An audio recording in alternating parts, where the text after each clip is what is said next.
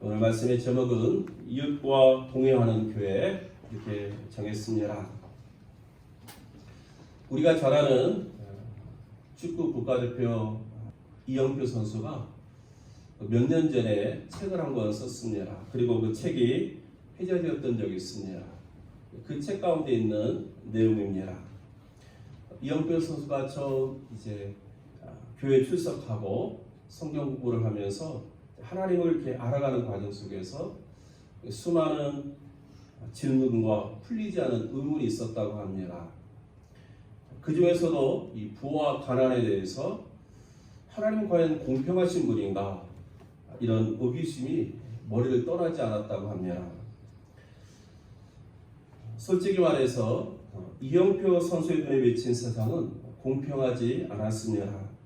착한 사람들이 힘들게 사는 모습이나 악해 보이는 사람이 편하고 행복하게 사는 모습을 보느라면 더더욱 공평과 정의의 하나님은 세상에 존재하지 않는 듯 느껴졌다고 합니다. 정말 하나님이 살아계신 분이고 공평하신 분이라면 어떻게 이 세상이 이처럼 불공평할까? 정말 하나님은 살아계시며 공평하신 분일까? 이런 질문을 했다고 합니다. 그래서 이영표 선수는 자신이 만나는 여러 목사님, 또 선교사님, 그리고 오랫도록 신앙생활을 했던 사람들 만날 때마다 이 질문을 던졌는데 어느 누구 하나 이렇게 그 마음에 뭉쳐있는 이런 궁금증, 의문을 시원하게 풀어주는 대답이 없었다고 합니다. 그러나 어느 날 우연히 책을 보다가 한 글귀를 보게 되었습니다. 그 내용을 소개하면 이렇습니다. 오늘날 지구상에 살고 있는 모든 그리스도인들이 하루에 100원씩만 가난한 사람들에게 나눠준다면 이 세상에 존재하는 모든 가난과 비근은 사라질 것이다. 이영표 선수가 이 짧은 글을 읽고 충격을 받았다고 합니다. 그 순간까지 이 세상이 불공평한 것은 다 하나님의 책임이라고 여겼는데 이 글을 읽고 나니까 이 세상의 불공평이 하나님 책임이 아니라 바로 내 책임이구나 하는 사실을 깨닫게 되었기 때문입니다. 어려운 사람들에게 100원조차 나눌 생각을 하지 않으면서 세상의 불공평을 따지고 있었던 이 자신의 모습이 너무 이중적이지는 않는가 하는 그런 생각을 갖게 되었다고 합니다. 그래서 이전까지 이영표 선수가 생각했던 이 공평이라는 것은 배고픈 아이 3명 앞에 놓인 3개의 빵을 하나씩 각자에게 나눠주는 것이었습니다. 3개의 빵을 3명 아이들에게 하나씩 나눠주는 것만큼 공평한 것은 없을 것이다. 이렇게 생각했다고 합니다. 그런데 하나님의 방법은 달랐다고 느낀 것입니다. 뭐냐면 하나님은 3개의 빵을 한 아이에게 주고 그 아이로 하여금 나눠주라 이렇게 명령했다는 사실입니다. 그러면서 이렇게 강조하고 있습니다. 나는 바로 이것이 세상의 공평을 이루는 하나님의 방법이었고 우리에게 서로 사랑하라고 명령하신 이유였다. 사랑하는 성도 여러분, 여러분의 생각은 어떻습니까? 여러분은 이영표 선수의 이 생각에 동의하십니까? 이영표 선수의 생각이 절대적이라고 우리가 말할 수는 없지만 나눔과 서로 사랑이 이 세상을 공평하게 만드시는 하나님의 방법이라는 이 말에 우리는 수긍이 가는 주장이라고 생각할 수 있습니다. 오늘 본문에 보면 가나안 땅에 들어가 이스라엘 백성들에게 주시는 하나님의 명령이 소개되고 있습니다. 35절 상반절에 보니까 내 형제가 가난하게 되어 빈손으로 내 곁에 있거든 너는 그를 도우라 이렇게 명령하고 계십니다. 우리 곁에는 가난하게 된 형제들이 있다라고 말씀하십니다. 처음부터 가난한 것이 아니라 살면서 가난하게 된 형제들이 있다는 것입니다. 흉년이 들거나 질병이 들거나 아니면 도둑을 맞거나 여러 가지 어쩔 수 없는 상황 속에서 가난하게 된 형제들이 있다고 우리에게 말씀하십니다. 그리고 이들은 빈손으로 있는 형제라고 말씀합니다. 이 빈손으로 있다라는 말의 뜻은 뭐냐면 그의 손이 떨고 있다, 이런 의미라고 합니다. 그러니까 경제적인 능력이 상실되어서 무기력하게 되어가지고 이제 남의 도움을 바라는 애처로운 모습을 이렇게 성경은 기록하고 있음을 봅니다. 사랑하는 성도 여러분, 오늘 이 말씀 우리가 보면서 요즘 코로나19로 말미암아서 어렵게 된 사람들이 생각나게 됩니다. 사실 요즘 어느 한 사람 힘들지 않은 사람이 어디 있겠습니까? 하지만 우리 주변에는 실직을 당한 사람, 휴직을 당한 사람, 그리고 사업이 막혀있는 사람, 또 코로나19에 감염되어서 또 여러 가지 질병으로 고통받는 사람, 그리고 코로나19와 함께 경제활동이 정말 막혀가지고 경제적 어려움 가운데 있는 사람들, 오늘 말씀에 있는 것처럼 가난하게 되어 빈손으로 떨고 있는 사람들이 많이 있지 않습니까? 그런데 하나님은 이들을 도우라고 명령하고 있습니다. 내 형제가 가난하게 되어 빈손으로 내 곁에 있거든 너는 그를 도우라. 자, 그러면 어떻게 도울 수 있습니까? 오늘 말씀에는 구체적으로 어떻게 도울 수 있는지 그 방법도 하나님께서 보여주고 있습니다. 그 첫 번째가 이 35절에 있는 말씀입니다. 특별히 뒷부분에 보시면 너는 그를 도와 거유민이나 동거인처럼 너와 함께 생활하게 하라, 이렇게 말씀하십니다. 다른 말로 말씀드리면 함께 거하라는 것입니다. 저는 이 말씀을 읽다가 사실은 좀 많이 놀랐습니다. 왜냐하면 너무나 예상 밖의 말씀이기 때문에 그렇습니다. 사실 우리가 누구를 돕는다 하면 먼저 떠오르는 생각이 무엇입니까? 경제적인 도움을 주는 것입니다. 물질로 누구를 돕는 것이라고 생각합니다. 그래서 아니 지금 나도 힘들고 어려운데 내가 누구를 돕지? 이렇게 생각하면서 애써 외면할 때가 참 많습니다. 그런데 하나님의 방법은 이런 물질적인 도움이 먼저가 아니라는 것입니다. 대신에 함께 거하라고 말씀하십니다. 다른 말로 말씀드리면 마음으로 좀 보듬을 하는 것입니다. 하나님의 방법은 가난하게 되어 무기력한 가운데 누군가의 도움을 바라면서 벌벌 떨고 있는 그 사람에게 먼저 다가가서 나와 함께 좀 거하자, 이렇게 말을 좀 건네라는 것입니다. 사실 생각해보면 가난하게 되어서 오고 갈 데 없는 그 사람에게 있어서 이보다 더 좋은 도움은 없을 것입니다. 오고 갈 데 없고 외롭고 소외감 속에서 참 정신적으로나 육체적으로 고통 가운데 있는 그 사람에게 누군가 다가와서 나와 함께 지내자 하는 이 한마디보다 더 좋은 위로와 도움이 어디 있겠습니까? 그러면서 이 사람을 거류민이나 동거인처럼 대하라고 또 하나님 말씀하고 있습니다. 성경에서 말하는 이 거류민이나 동거인은 어떤 이유로 잠시 머무는 그런 사람을 가리킵니다. 그러니까 아무런 대가를 바라지 말고 그 사람을 손님처럼 좀 대해보라 하는 말씀입니다. 가난하게 되어서 자신의 집에 왔다고 노예처럼 무시하거나 천대하지 말고 손님처럼 인격적으로 대해주라, 이렇게 하나님께서 말씀하십니다.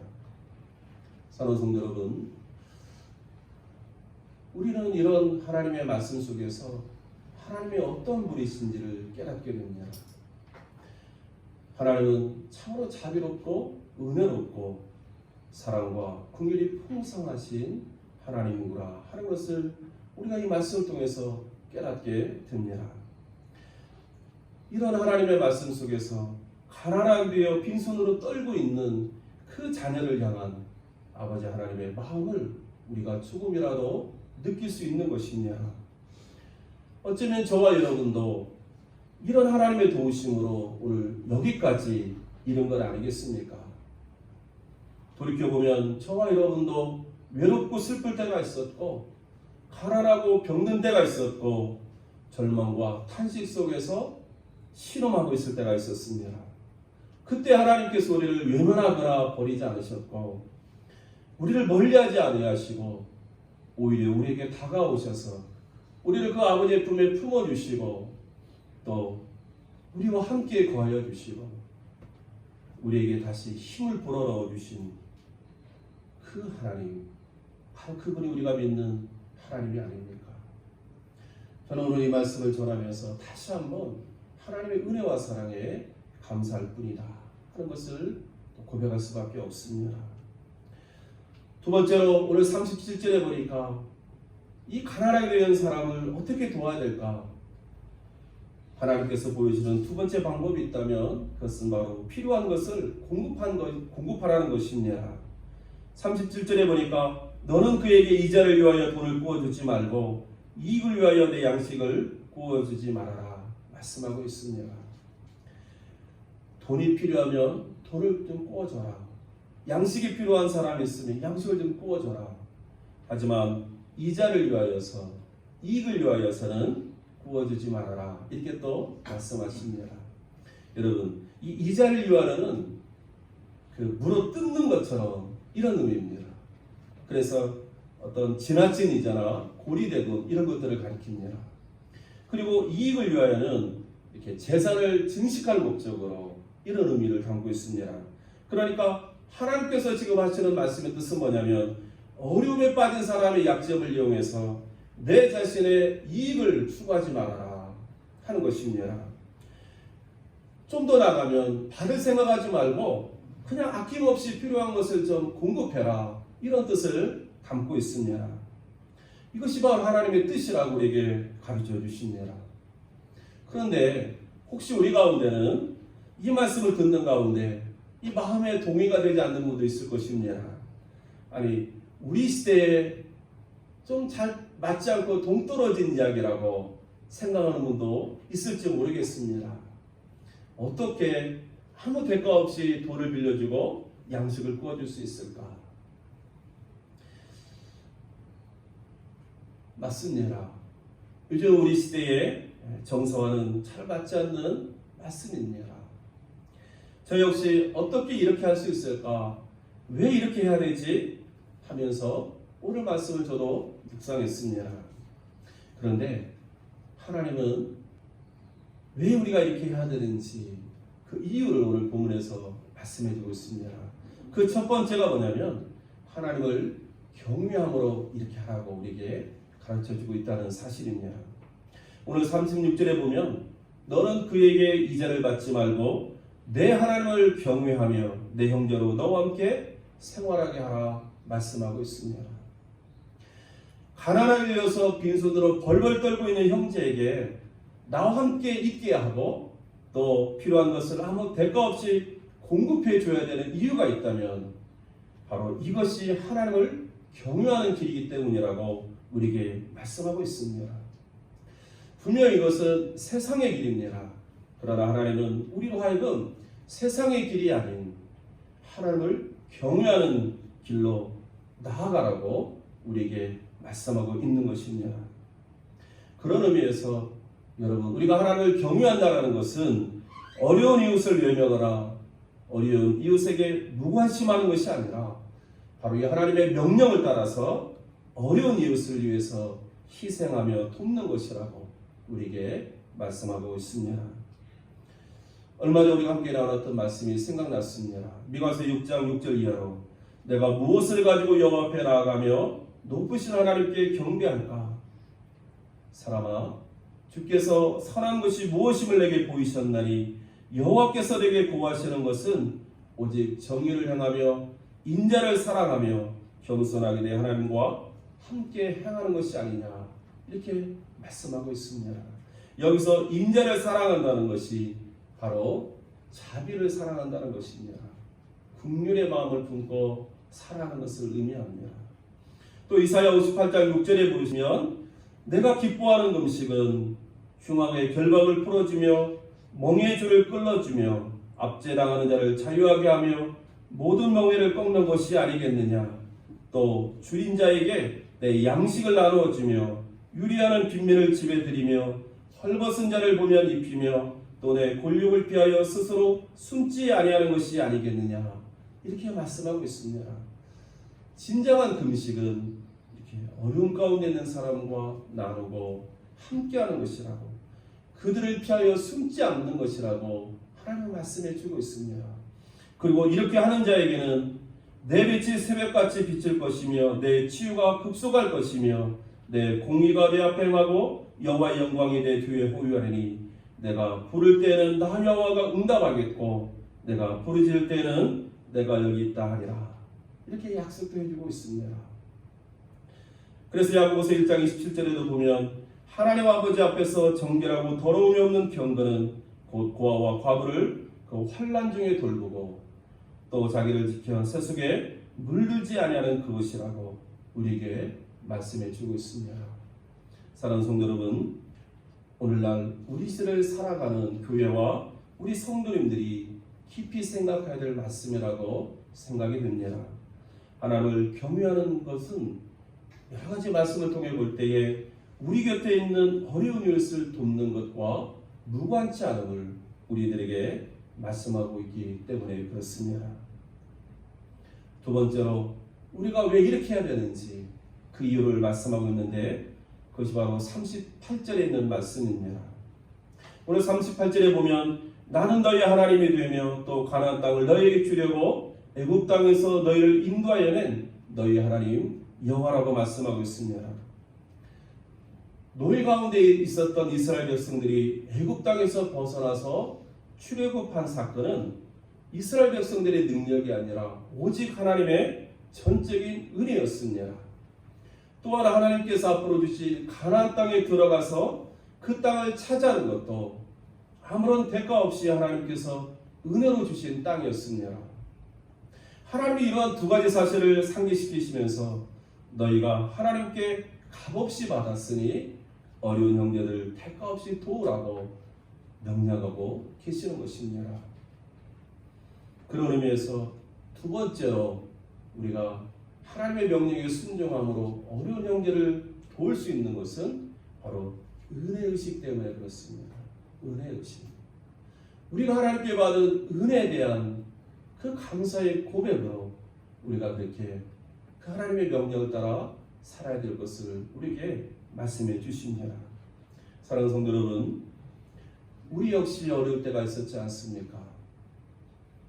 그런데 그때 누군가의 도움으로 힘을 얻고 그 어려움을 벗어나서 오늘에 이르지 않았습니까? 무엇보다도 하나님의 무조건적인 은혜로 저와 여러분은 아무 공로 없이 구원과 영생을 받은 사람들입니다. 이 구원과 영생을 선물로 받은 사람들입니다. 그리고 이 땅에 사는 동안 하나님은 날마다 저와 여러분에게 은혜와 평강을 베풀어 주시고 복을 주심으로 이 세상을 넉넉히 살아가도록 우리를 도와주고 계십니다. 우리가 받은 은혜를 생각할 때에 우리 역시 누군가를 돕는 것이 마땅한 것 아니겠습니까? 그러므로 하나님의 은혜를 받은 우리가 모인 교회가 바로 하나님의 긍휼과 사랑이 넘쳐야 된다는 사실은 너무나 당연한 것입니다. 형제들의 어려움을 돌아보고 어떤 모양으로든지 그들을 돕기 위해서 힘쓰는 것이 마땅한 것입니다. 그리고 그것은 아무런 대가 없이 실천하는 사랑과 긍휼이어야 된다 하는 것도 우리들에게 말씀해 주고 있습니다. 사랑하는 성도 여러분, 하나님께서 이 가난한 사람들을 도우라 했을 때 이 돕는다라는 말의 의미는 그 사람 안에 힘을 불어넣으라 하는 의미가 있다고 합니다. 함께 거하고 아무런 대가 없이 필요한 것을 공급해 주는 것이 누군가의 힘이 되어준다면 우리 교회가 이러한 일을 감당하는 교회가 되어야 하지 않겠습니까?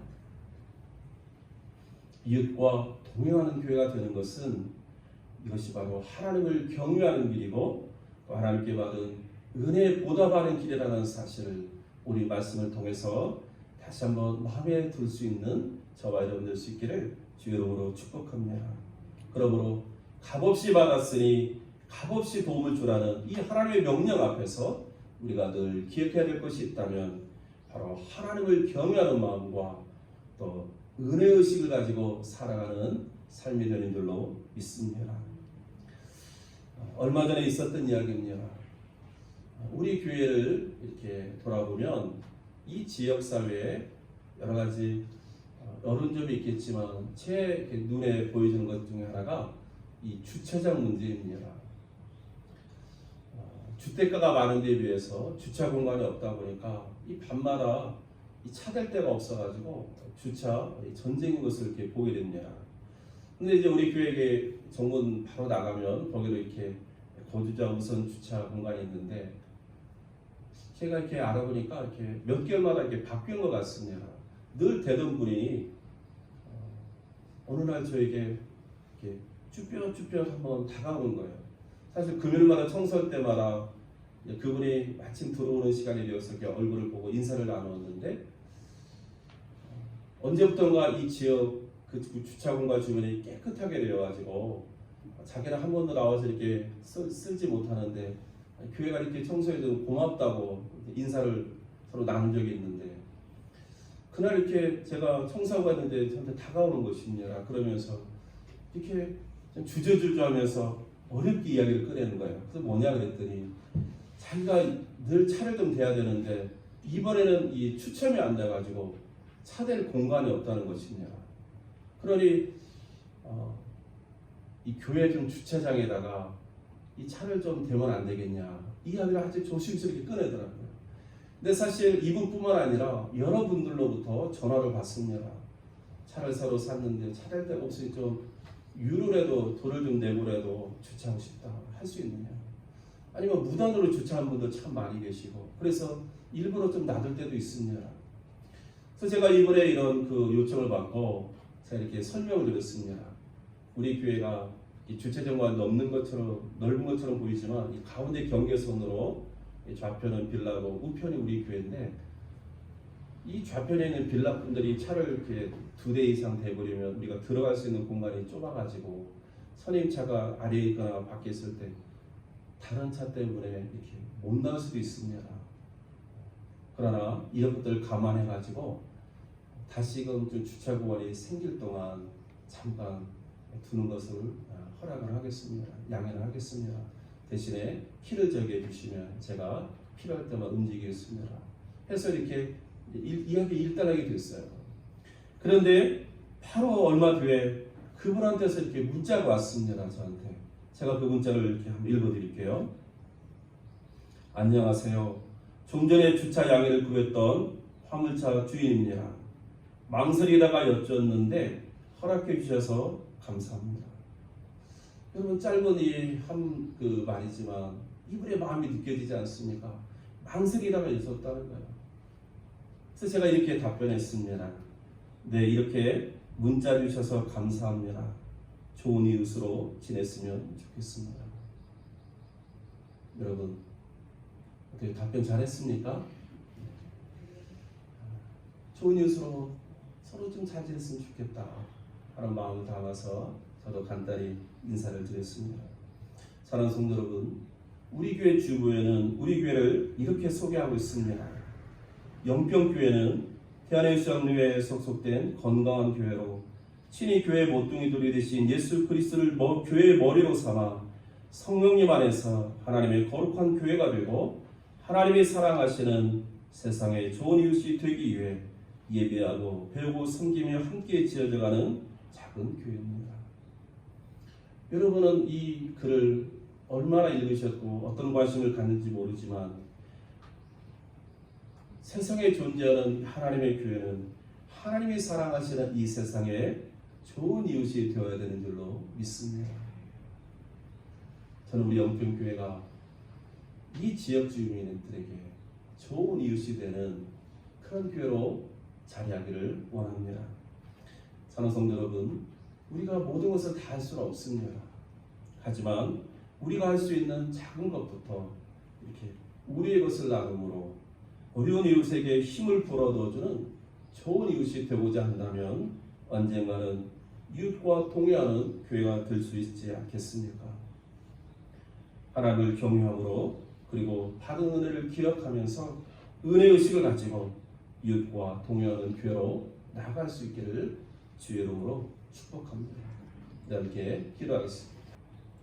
은혜로우신 주 하나님 아버지, 우리가 늘 하나님 앞에 은혜 받은 자, 빚진 자의 것을 기억하게 도와주시고 하나님을 경외하는 마음으로 살아갈 수 있기를 원합니다.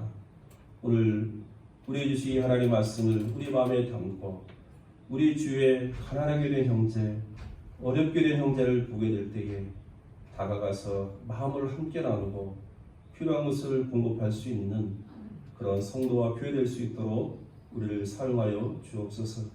이것을 통하여 하나님의 나라가 이루어지게 하시고 하나님의 사랑이 나누어지는 그 은혜를 누릴 수 있도록 축복하여 주옵소서. 예수 그리스도의 이름으로 기도하옵나이다. 아멘.